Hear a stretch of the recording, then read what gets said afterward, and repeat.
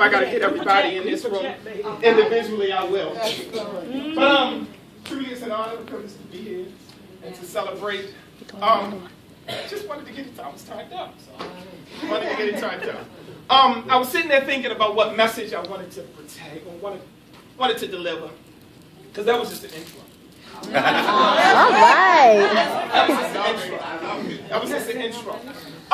Can I testify? Yes. Yes, sir. Tell God.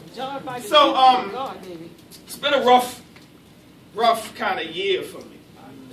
Rough year. You know, had 2 surgeries on my foot. You know, they took a toll. All types of stuff. My nurse come every day. She didn't know when I was going to be back on my feet or walk. But as you can see, I got on 2 issues. Hello. Listen, I told her that when I got out of this mess, I was going to buy 6 new pair of shoes. I actually think I bought 7 because that's the number of completion. So that's what I did. So it's been a rough year, but you know we walked 5 miles on the bad foot. We walked about 5 miles on the bad foot. Thank you, Lord Jesus. So I want to testify, and then I'll sit myself down. So how do people love themselves? Hey. Listen. We're not talking about that. Oh yeah, I'm all right. Sometimes I'm talking about really going hard.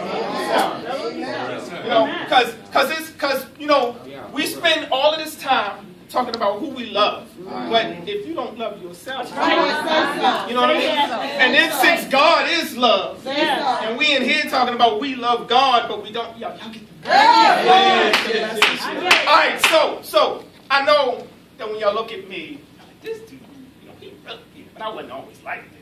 I wasn't always like this. All right. You know, there were times when I didn't care about you. So I used to think that I was what folk like to call a has-been.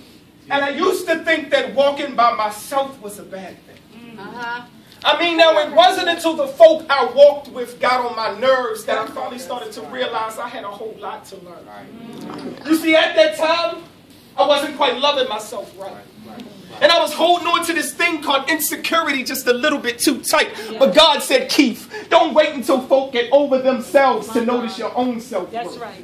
Because like Jeremiah, what's special about you has been bubbling around ever since birth. And if you can't see the possibilities of greatness, then I don't know what to tell you. Because you've been trying to validate who you are and whose you are by worldly standards, and that same world's been trying to undersell you. He said, so what? You don't have relation. He said a relationship with me is a much better choice. And he said, Keith, you should be jumping up and down and wallowing out right now just by the very sound of my sexy voice. But God said, it's all right with me if you don't want better for yourself. He said, go ahead and complain about bitterness, sadness, and loneliness. I'll just give all of this joy to somebody else. And so I must have forgot, but this is why I'm hot.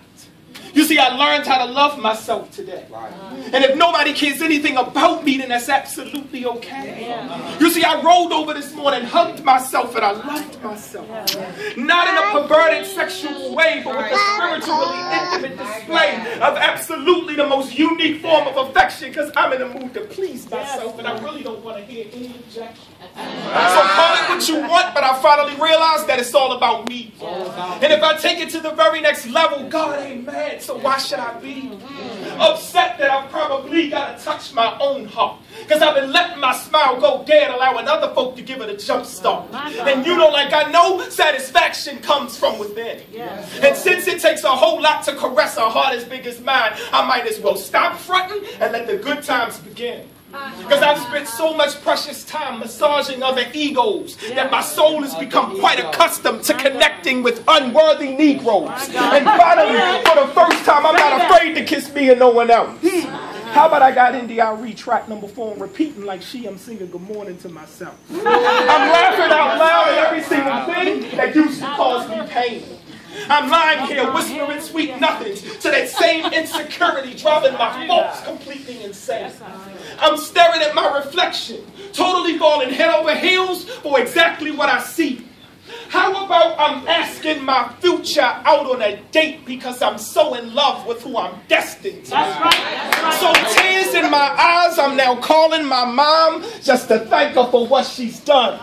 Because not only has she laid the foundation for beauty, but she raised one heck of a son. And maybe this may sound crazy, but as dark as I am, I'm starting to glow. I know that's As a matter of fact, I am finally starting to realize that I'm so much more than the negative stuff people already know. So regardless, even though it could be, and definitely in spite of, Bishop, I am finally looking like a child.